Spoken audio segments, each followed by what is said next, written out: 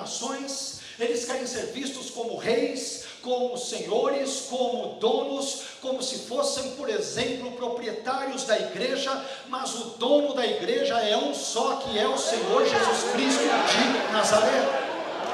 O dono da igreja não é o bispo, não é o pastor, não é a pastora, não é o teólogo gabaritado, não é o linguista, não é o exegeta, não é o biblista, não é o presbítero, não é o regente de coral, não é o líder do grupo das irmãs ou dos irmãos, mas o dono da igreja foi, é e será um só, o Senhor Jesus Cristo de Nazaré.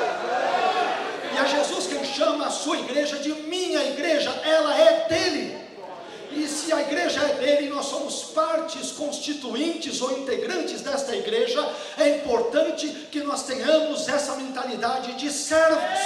Nós não somos senhores da igreja, nós não somos senhores de nada, nem da nossa própria vida, nós somos servos. Deus é o Senhor, o Criador soberano, sustentador de todas as coisas, incluindo a minha vida, a sua vida, o meu ministério, o seu ministério, a minha família, a sua família, e assim sucessivamente. Essa mentalidade de servo, ela é muito importante, porque nós cristãos fomos salvos por Deus para servir e não para sermos servidos. E esse modelo de serviço nós encontramos de forma paradigmática, de forma exemplar, na vida e obras do Senhor Jesus Cristo de Nazaré. Acompanhe comigo alguns brevíssimos exemplos. Por exemplo, em Mateus, no capítulo 20, versículo 28, e no texto paralelo de Marcos 10, 45, é interessante ali que Jesus menciona o motivo da sua encarnação. Qual é o propósito? Qual é a finalidade? Qual é o objetivo dele ter se encarnado? E pasme naquilo que eu vou te dizer, e que na verdade não sou eu, mas é a Bíblia. O motivo da encarnação foi o serviço. Meu Deus. Ou seja, Jesus se encarnou para servir, com o propósito de servir, com o objetivo de servir, com a finalidade de servir. Aliás, Jesus, ele disse a respeito de si mesmo que o Filho do Homem não veio para ser servido, mas para servir e para dar a sua vida em resgate de muitos. E esse mesmo tema, observe, ele é destacado, ele é reverberado, ele é repercutido em Filipenses no capítulo 2 e versículo 7. Texto este em que Paulo diz que Jesus a si mesmo se esvaziou, assumindo a forma de servo, tornando-se em semelhança de homens. Meus irmãos, o ministério de Jesus, ele foi caracterizado pelo serviço tanto vertical, isto é, prestado a Deus, bem como o serviço horizontal, isto é, o serviço prestado aos homens, ao próximo, a mim, a você e à humanidade em termos gerais. Portanto, se nós somos discípulos de Jesus, uma pergunta deveria estar sempre presente em nossos pensamentos, em nossa imaginação, em nossos planos, em nossos projetos, na nossa agenda e assim por diante. E a pergunta, de forma resumida, é: como eu posso servir melhor ao meu Senhor e às pessoas? Meus irmãos, Deus não tem filhos que não sejam servos. Preste bem atenção nisso. Aleluia. Deus, ele não tem filhos que não sejam servos. Por isso, um cristão que vive apenas se servindo, mas que nunca serve aos outros, é um cristão que não serve, com perdão pelo trocadilho. Às vezes, nós trazemos a mentalidade gastronômica do self-service para dentro da igreja. E às vezes temos líderes que buscam mais servir a si mesmos, ao seu ventre, aos seus desejos individualistas, narcisistas, egoístas, do que termos uma mentalidade de servo para servirmos a Deus, a igreja, o povo de Deus, as pessoas e assim por diante. Mas a primeira verdade que aprendemos nesse texto é que tanto Moisés é visto como servo de Deus, assim como Josué é visto como servo de Moisés. Que Deus nos ajude nesta manhã a sairmos daqui com a mentalidade de que Deus nos chamou para servi-lo acima de tudo, mas também para servirmos ao nosso irmão e à nossa irmã em Cristo. Essa é uma primeira característica de um líder que de fato serve a Deus, o adora e busca fazer a sua vontade. Mas indo um pouco mais adiante, um assunto ainda mais espinhoso presente nesse texto, e que toca bem de perto, inevitavelmente, a minha vida e a sua, é o seguinte e segundo desafio. O segundo desafio que a liderança cristã enfrenta no século 21 é o desafio de perceber o seu prazo de validade neste mundo. Meu irmão, não sei se você sabe, mas neste mundo, não estou me referindo ao mundo por vir, não estou me referindo à eternidade, não estou me referindo ao contexto que envolverá os novos céus e a nova terra e aquilo que decorrerá dos mesmos, mas neste mundo, eu e você temos um prazo de validade, neste mundo, eu e você temos uma data de validade. Veja o que diz Josué capítulo 1, versículo 2, parte A: Moisés, meu servo, está morto. Moisés, meu servo, está morto. Sabe que o que eu penso quando eu leio sobre isso, Moisés, o grande líder de Israel, eu penso que nós seres humanos, independentemente de sermos líderes ou não, nós somos seres contingentes. Esta talvez seja uma das piores realidades, uma das mais duras, mais difíceis, mais complexas, mais complicadas realidades com as quais um homem de Deus, uma mulher de Deus, ele se depara na sua vida.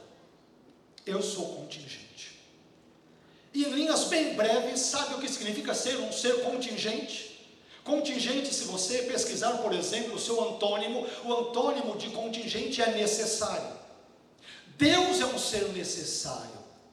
O mundo não teria como existir, o universo não teria como existir, eu e você não existiríamos, nada poderia existir sem Deus, porque Deus é um ser necessário. Paulo vai dizer em Atos que ele é tão necessário que nele nós vivemos, nos movemos e existimos. Glória! Não existe vida fora de Deus. Não existe movimento fora de Deus, não existe existência fora de Deus. Isso significa que Deus é um ser absolutamente necessário. Aleluia! Agora, eu e você não somos seres necessários, somos contingentes. Contingente, me permita dar uma definição muito breve, muito simples, nada rebuscada. Contingente é aquilo que existe, mas pode não existir. É aquilo que acontece, mas pode não acontecer. É aquilo que é, mas pode não ser. Eu hoje tenho 51 anos, o que significa dizer que há 52 anos atrás eu não existia. E talvez daqui a segundos, ou minutos, ou horas, ou semanas, ou meses, ou anos, eu tenho certeza de que eu não existirei mais, pelo menos neste mundo. Sabe por quê? Porque eu e você não somos necessários para este mundo, somos contingentes. Deus é necessário, Ele e a sua palavra são eternos, e Ele dura para todos sempre. Só que isso é interessante porque quando eu falo sobre essa contingencialidade da vida, parece-me que alguns líderes não entenderam bem essa parte, esse capítulo tão óbvio, tão evidente, tão clarividente da nossa vida. Eu não sei se você reparou, mas quando viemos a este mundo, nenhum de nós trouxe nada. Nem cabelo você trouxe a esse mundo, nem dentes, nem roupa você trouxe a esse mundo. E eu desconfio que quando nós partirmos, nós também não levaremos conosco nada deste mundo. Eu nunca vi um carro forte ou uma transportadora, um caminhão de transporte seguir um caixão. Eu nunca vi. Nós não levamos absolutamente nada. Mas sabe o que é curioso? É que no meio disso tudo, em que eu não trouxe nada e não levarei nada, nós normalmente costumamos brigar por aquilo que nós nem trouxemos e por aquilo que nós nem levaremos desse mundo. Glória! Aleluia! Não é? Aleluia! Glória a Deus! E essa contingencialidade da vida, ela é interessante porque se a nossa vida é breve, se a nossa vida tem uma data de validade neste mundo, então, meu irmão, isso chama a nossa atenção, sobretudo para a vida de pastores, líderes, obreiros, muitas vezes sobrecarregados com as dimensões espirituais, ministeriais, com os problemas da igreja. Eu conversava agora há pouco com um dos queridos pastores sobre a imperfeição da igreja. Se existe um negócio imperfeito neste mundo, obviamente não porque Deus o criou assim, mas em razão da queda, é a igreja. A igreja é por natureza problemática. Por quê? Porque ela é composta de pecadores, e pecadores, não sei você, mas eu sou um pecador problemático. Eu preciso sempre de Deus, da graça de Deus, da misericórdia de Deus, da compaixão de Deus, do amor de Deus, da presença de Deus, do Espírito de Deus, da palavra de Deus, do encorajamento de Deus, porque eu, Carlos, sou problemático. E conversava com um dos diletos, queridos pastores, irmãos ali, amigos em Cristo, que se a igreja de Corinto, que é uma das igrejas mais problemáticas do Novo Testamento, todo tipo de rolo está ali, parece curva de rio, né? Tinha panelinha, algo que não existe hoje nas igrejas, só naquela época que existia. Hoje não tem mais. Eu sou de Marcos, eu sou de Clementino, né? Eu sou de Léo, eu sou de fulano, de ciclano. Isso não existe hoje, só existia no primeiro século. Era um que arrastava o outro no tribunal, 1 Coríntios capítulo 6. Era um monte de dúvidas sobre o casamento, 1 Coríntios capítulo 7. Um monte de dúvidas sobre os dons, 1 Coríntios capítulo 9. Muitos crentes, entre aspas, coríntios, não criam na ressurreição. Vê se pode uma coisa dessas. O centro da nossa fé, o fundamento da fé cristã é a crença na ressurreição do Senhor Jesus Cristo, mas muitos coríntios não criam que Jesus havia ressuscitado dos mortos. Você fala, que igreja enrolada, enroscada, complicada, terrível. E aí quando eu leio o início de 1 Coríntios capítulo 1, eu fico desconcertado, porque Paulo se refere aos coríntios como santos, santificados em Cristo Jesus. Meu irmão, se isso não é graça, se isso não é compaixão divina, se isso não é misericórdia de Deus, se isso não é o amor de Deus que nos constrange, eu não sei mais o que é, eu não sei que definição dar. Mas observe que a igreja é composta de pecadores, de pessoas que são contingentes, com perdão pela redundância. Somos seres contingentes. Hoje existimos, amanhã, daqui a pouco não existiremos mais. Pelo menos não, reitero, repito, neste mundo. Isto significa dizer que nós líderes temos que nos preocupar com a nossa saúde. Isso é muito importante. Tem uma frase muito interessante atribuída a um jovem pastor escocês do século XIX chamado Robert Murray McCheyne, que morreu precocemente aos 29 anos de idade de febre tifoide. E no seu leito de morte, conta-se que McCheyne, ele chamou um dos seus amigos que estavam ali presentes, e ele lhe disse algo muito instrutivo para a vida de todos os líderes. Ele disse: Deus me deu uma mensagem para entregar, e um cavalo para cavalgar. Infelizmente, matei o cavalo, e agora não tenho como entregar a mensagem. O cavalo que McCheyne matou era uma referência à sua própria vida que estava indo embora naquele momento. E sabe que essa fala tem a ver comigo, com você, com o texto de Josué e com a liderança? Ela me lembra daquele texto de Timóteo, de 1 Timóteo 4,16, quando o apóstolo Paulo diz para Timóteo: tem cuidado de ti mesmo e da doutrina. Às vezes nós líderes cuidamos muito da doutrina, isso é importante. Nos preocupamos, como o pastor Léo deixou muito claro na sua leitura, e esta igreja tem deixado muito claro, pelo menos todas as vezes que eu tenho vindo aqui, na minha terceira vez, não sei se eles têm juízo para me convidar aqui, para estar aqui mais uma vez, mas tem ficado muito claro que a Bíblia, a doutrina é importante para essa igreja, e glórias a Deus por isso. Mas o conselho de Paulo é: tem cuidado primeiro de ti mesmo e depois da doutrina. Porque se eu ficar doente, como que eu vou pregar?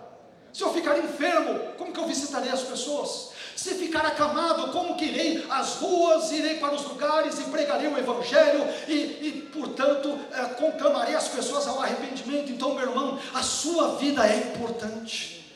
Cuide-se. Não permita que os problemas da igreja te deixem doentes. Não os guarde para você mesmo, compartilhe-os com os pastores, com os seus líderes, com as pessoas de confiança. busque dividir a carga. Afinal de contas, se o peso que você leva é 100 quilos, se você compartilha com outro, pelo menos ele diminui. Mas tenha cuidado da sua própria vida, antes de cuidar da doutrina, porque se você não estiver vivo, que doutrina haverá para ser pregada? Cuide da sua vida, meu irmão. Por que devemos cuidar? Porque somos seres contingentes, que temos prazo de validade neste mundo. Mas assim que os nossos olhos se fecharem neste mundo, nós os abriremos em uma nova realidade, e ali nós estaremos adorando ao Deus Pai, Filho e Espírito Santo. Estaremos adorando ao Cordeiro pelos séculos dos séculos, por toda a eternidade, para a glória de Deus. Amém. Mas isso nos leva a um terceiro desafio importante, que é o seguinte: o terceiro desafio que a liderança cristã enfrenta no século 21, a partir dos textos lidos de Josué, capítulo 1, versículos 1 a 9, é o desafio de atribuir a Deus a origem das bênçãos. Sabe, um problema que pode ocorrer, não é que vai ocorrer, não é que deve ocorrer, mas que pode ocorrer a muitos líderes, é eles acharem que a igreja está crescendo por causa deles. Sabe por que a igreja cresce? Porque eu canto muito bem, porque eu prego muito bem, porque eu ensino na IBD como ninguém, porque eu evangelizo como ninguém, porque eu visito os hospitais, os órfãos e as viúvas como ninguém, porque eu não medo esforços para fazer a obra de Deus, então é por minha causa que a obra está crescendo. Não, meu irmão, menos. A obra é de Deus, o Senhor da obra é Deus, Ele cuida da obra dele, Ele não precisa de mim e de você. Se nós dissermos não a Ele, Ele levanta outro, Ele levanta a jumenta, Ele levanta o peixe, Ele levanta o que Ele quiser para realizar a sua obra. A obra é dele. Nós somos simples mordomos, simples administradores. Nós apenas plantamos e regamos. Quem dá o crescimento é Deus, quem salva é Deus, quem liberta é Deus, quem restaura casais é Deus, quem abençoa as famílias é Deus, quem leva para morar com Ele mesmo na eternidade é o próprio Deus. Mas leia comigo, por favor, Josué capítulo 1, versículos 2 a 4. Que coisa interessantíssima temos aqui. Moisés, meu servo, está morto, Deus falando com Josué. Dispõe-te agora, passa este Jordão, tu e todo este povo, a terra que eu dou aos filhos de Israel. Deus está dizendo: vocês vão lutar contra Ai, contra Jericó, contra todos os lugares, vai aparecer ali os gibeonitas, vai ter um rolo só, mas eu estou dando para vocês a terra.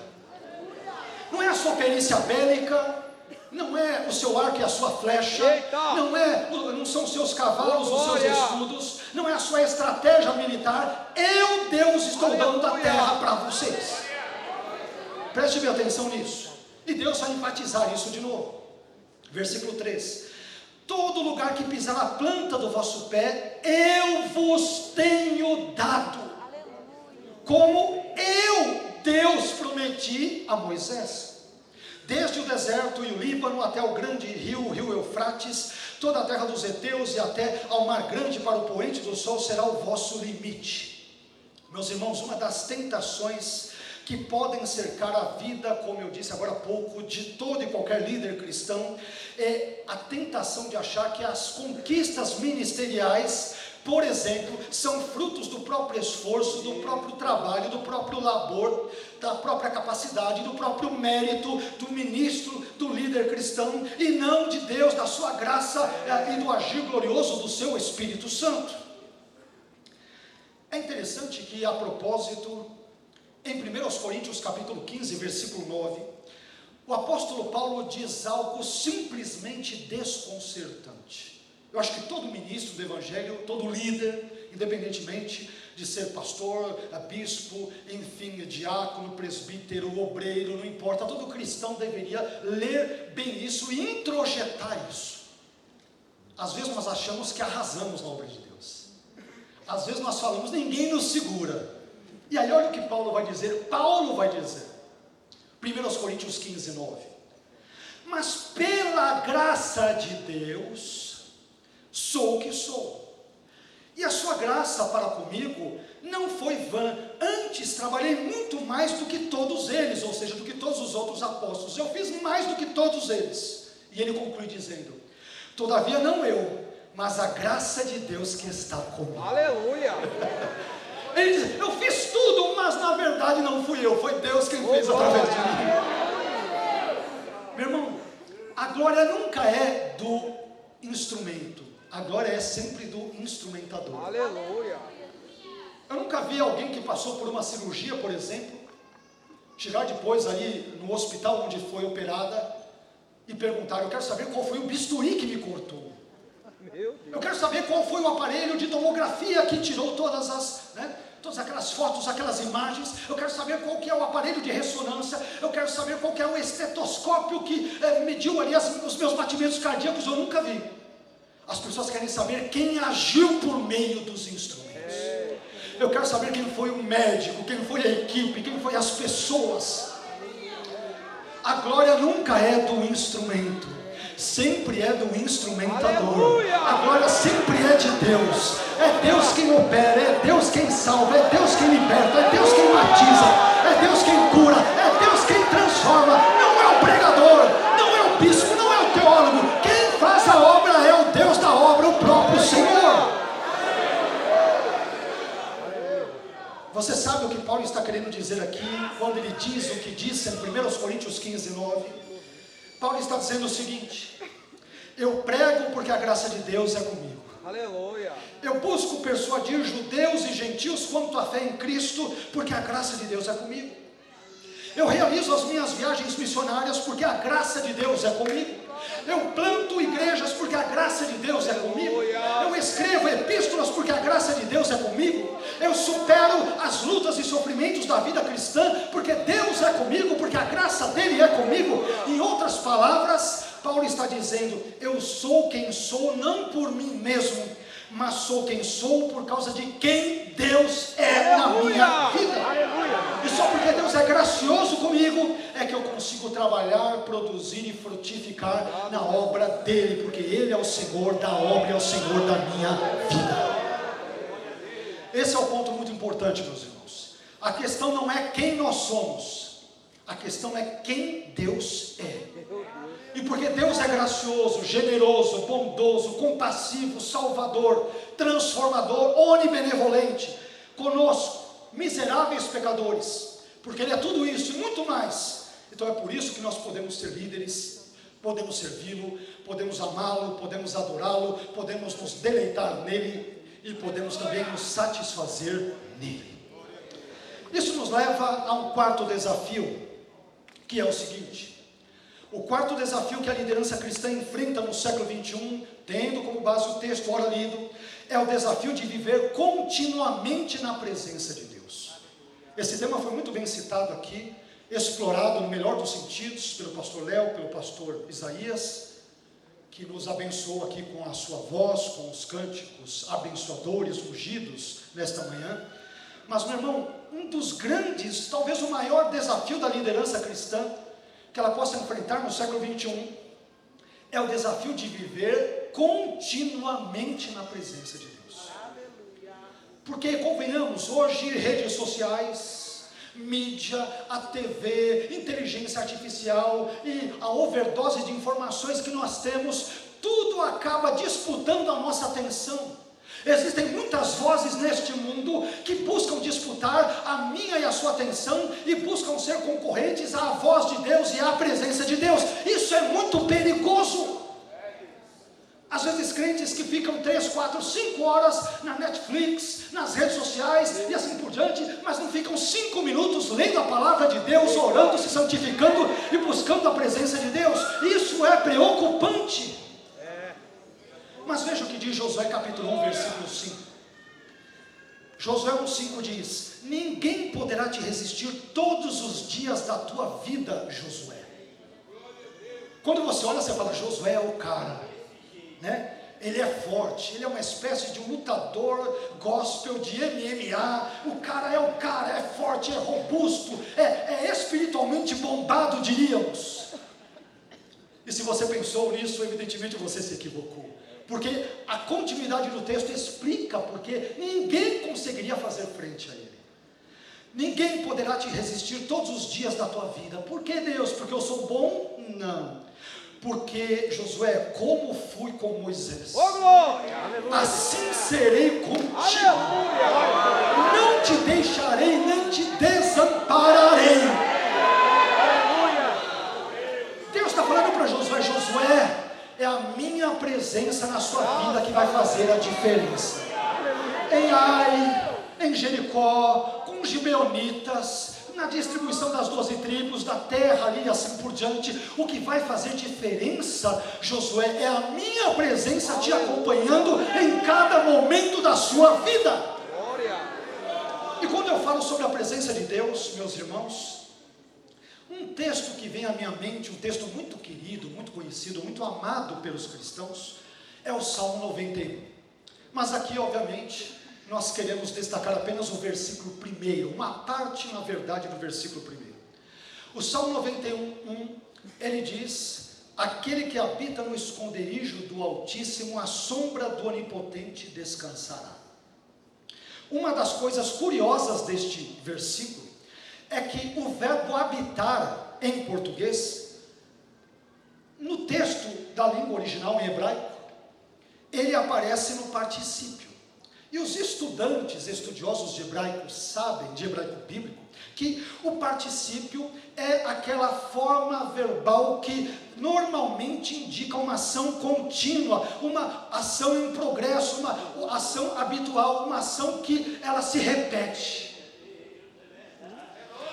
Isso significa dizer que o salmista, ao usar o verbo habitar na forma do particípio no Salmo 91, ele não está se referindo a alguém que de vez em quando, esporadicamente, eventualmente, quando estiver de férias, ou ocasionalmente, essa pessoa vai para o esconderijo do Altíssimo. Eu não tenho o que fazer em casa, hoje eu vou para o esconderijo do Altíssimo. A vida está um tanto quanto, complicada, hoje eu vou para o esconderijo do Altíssimo. Nada disso. O Salmo 91, está se referindo a uma pessoa que mora, que reside, que habita, que vive continuamente no esconderijo do Altíssimo. Para ela, a presença de Deus não é uma coisa que você procura de vez em nunca. Quando eu estou doente, eu vou para o esconderijo do Altíssimo. Quando eu tenho problema, eu vou para o esconderijo do Altíssimo. Quando eu vejo que meu filho entrou nas drogas, eu vou para o esconderijo do Altíssimo. Não, independentemente se as coisas estão boas ou ruins, eu vou morar na presença de Deus. Eu vou habitar com o Deus glorioso deste salmo. Meus irmãos, isso é muito importante. Quando eu olho para José, a história de José, eu creio que os cristãos hão de concordar, é uma das histórias mais lindas, mais belas, mais emocionantes, mais tocantes, mais revigorantes, mais abençoadoras, mais transformadoras da Bíblia. Aliás, tudo que está na Bíblia tem esse mesmo teor, porque tudo é igualmente palavra de Deus. Mas o segredo de José, que é descrito como um jovem belo ali no texto, uma pessoa sábia, uma pessoa que tem sonhos proféticos, o segredo dele é esta coisinha entre aspas, que eu acabei de mencionar, que se chama presença de Deus. A presença de Deus, meus irmãos, é aquilo que há de mais importante na vida de qualquer pessoa. E em Gênesis 39, quando José se vê no Egito, primeiro na casa de Potifar, e depois no cárcere, e depois na prisão, o texto bíblico, o autor bíblico, por meio do texto, irá registrar 4 vezes que a presença de Deus era percebida, era notada, era verificada na vida de José. Você lê Gênesis 39:2, o texto diz que o Senhor estava com José. Depois, Gênesis 39:3 declara que o Senhor estava com ele. Na sequência, em Gênesis 39:21, o autor bíblico repete, ele lembra que o Senhor estava com José, e por fim, em Gênesis 39:23, ele conclui dizendo, o Senhor estava com ele. Eu fico me perguntando por que versículos, uns próximos dos outros, perto dos outros, quase seguidos aos outros, por que lembrar isso? Mas o Senhor está com José, mas o Senhor está com José, mas o Senhor está com ele, o Senhor está com José. Aleluia. Meu irmão, é aquilo que há de mais importante na vida de uma pessoa, é a presença de Deus. Estar na presença de Deus é mais importante do que o marido estar na presença da sua esposa. Embora isto seja importante, mas não é tão importante como estar na presença de Deus. É algo simplesmente singular, sui generis, único, incomparável. E eu desconfio que quem não gosta da presença de Deus aqui na terra vai ter um problemão na eternidade, porque a presença dele que nós sentimos às vezes apenas como uma faísca, apenas um milímetro, nós não conseguimos visualizar de forma clara, de forma geral, mas esta presença, ela será gloriosa na eternidade. Portanto, se nós não nos acostumarmos com a presença de Deus já neste mundo, nós teremos problemas sérios na eternidade, porque na eternidade, o centro de toda a eternidade será Deus, a presença de Deus, a manifestação da glória de Deus, será Deus, Deus, Deus, Deus e Deus. Mas isso nos leva a um quinto e antepenúltimo desafio presente nesse texto. E o quinto desafio é o seguinte: o quinto desafio que a liderança cristã enfrenta no século 21 é o desafio de assumir a responsabilidade pela parte que lhe cabe na vida. Acabamos de ler e ver Deus dizendo para Josué: vai lá na terra, é a terra que eu dou para vocês. Eu que estou fazendo, ô Josué. Só que isto, ele pode ser interpretado de forma equivocada e pode talvez transmitir uma ideia de comodismo para certas pessoas. Bem, como Deus faz tudo, como é Ele quem dá a terra, como é Ele que repreende o mal, como é Ele que derruba Jericó, como é Ele que abençoa as tribos, como é Ele que faz tudo, então eu não preciso fazer a minha parte, é só esperar sentado de boca aberta e Ele vai fazer tudo. Mas aí nós nos esquecemos da nossa parte. Veja o que diz Josué capítulo 1, versículo 6 a 7, parte A, e versículo 9, parte A. Ser forte e corajoso, porque tu farás este povo herdar a terra. Ô Josué, eu vou ser com você, mas não pense que é assim de graça. Você vai ter que fazer alguma coisa. Eu vou te empoderar, eu vou dar o Espírito Santo, eu vou te dar sabedoria, eu vou te dar a minha palavra, eu vou te ajudar de todos os jeitos, mas você vai ter que confiar em mim e vai ter também que agir. Ser forte e corajoso, porque tu farás este povo herdar a terra que sob o juramento prometi dar a seus pais. Versículo 7. Então somente ser forte e muito corajoso para teres o cuidado de fazer segundo toda a lei que meu servo Moisés te ordenou. Versículo 9. Não te mandei eu ser forte e corajoso? Ô Josué, eu vou fazer algo maravilhoso, mas você vai ter que dar a sua contraparte. Meus irmãos, Deus nos dará saúde para levantarmos cedo, mas Ele não se levantará cedo por nós. Deus nos dará força para trabalharmos, mas Ele não irá trabalhar em nosso lugar. Deus nos dará entendimento espiritual para estudarmos a sua palavra, mas Ele não estudará a palavra dEle por nós, por mim, por você. Deus nos dará condições, maridos, de amarmos a nossa esposa, mas Ele não irá amá-la em nosso lugar. Deus nos dará sabedoria para criarmos os nossos filhos, netos, mas Ele não criará os nossos filhos e netos em nosso lugar. Portanto, não confundamos a presença de Deus com uma espécie de empregada doméstica celestial que fará tudo por nós, enquanto nós ficamos de braços cruzados sem fazer nada. O Deus que abençoa, Ele pede para que oremos. O Deus que abençoa pede para que nos santifiquemos. O Deus que transforma pede para que leiamos a Bíblia e a estudemos. O Deus que salva, Ele pede que nos arrependamos dos nossos pecados e creiamos em Jesus. O Deus que dá a terra prometida é um Deus que quer que cultivemos a presença dEle em cada momento da nossa vida, do nosso viver diário. Isso nos leva ao sexto e penúltimo desafio presente nesse texto. Desafio muito importante, sobre o qual também já foi falado de algum modo na manhã de hoje. O sexto desafio que a liderança cristã enfrenta no século 21, a exemplo dos desafios enfrentados por Josué no passado, é o desafio quádruplo de, primeiro, pregar a palavra de Deus, segundo, meditar nela, terceiro, praticá-la, e quarto, considerá-la integralmente, isto é, totalmente, a fim de que a bênção de Deus venha. Às vezes queremos que Deus nos abençoe, mas não temos um compromisso mínimo com a palavra de Deus.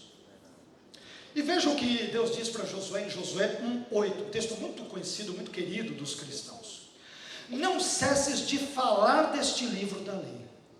Antes, medita nele dia e noite, para que tenhas cuidado de fazer, segundo tudo quanto nele está escrito. E o que acontece quando eu faço isso? Então farás prosperar o teu caminho e serás bem-sucedido. Perceba aqui, meu irmão, 4 desafios importantes que são dados a Josué e que também são relevantes para todo líder cristão. Primeiro, o desafio de pregar a palavra de Deus, como diz o início de Josué 1:8, não cesses de falar deste livro da lei. Meu irmão, quando nós líderes subimos ao púlpito, Deus não nos chamou para ficarmos contando histórias da carochinha, para ficarmos testemunhando N outras situações, causos nossos, algumas coisas meio esquisitas, sem pé nem cabeça, ou alguns testemunhos, como dizem muitos. Deus chamou líderes não para falar da sua própria vida, da vida dos líderes, mas para falar sobre Deus, o agir de Deus, o poder de Deus, as obras de Deus e o Deus das obras. Você sabe o que acontece com Jonas? Jonas é